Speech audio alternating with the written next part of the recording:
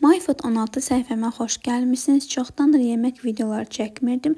Bugün düşündüm ki, iftar üçün tez hazırlanan bir salat hazırlayım və sizinlə də bölüşüm. Salata 1 ədəd qırmızı biber, 1 ədəd sarı biber əlavə etdim. Bunları uzun-uzun doğradım. Siz istəsəniz müxtəlif rəngli biberlərdən istifadə edə bilərsiniz. Mən sadəcə evdə olan ərzaqlarla hazırladım ki, tez başa gəlsin, həm də dadlı olsun.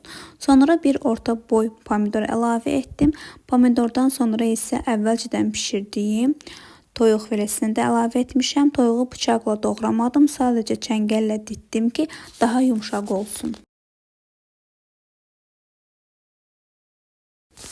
Mayonez isə evdə olmadığı üçün tez bir zamanda mayonez hazırladım. Bunun üçün stakanın yarısı qədər duru yağ, bir yumurta, biraz qara istiot, biraz sarı kök və duz əlavə etdim. Sonra isə blenderlə qarışdırdım və gördüyünüz kimi qatı və ev üsulu mayonez hazır oldu. Bu da mənim hazırladığım salat. Çox qısa zamanda iftar üçün həm dadlı, həm də doyumlu bir salat alındı.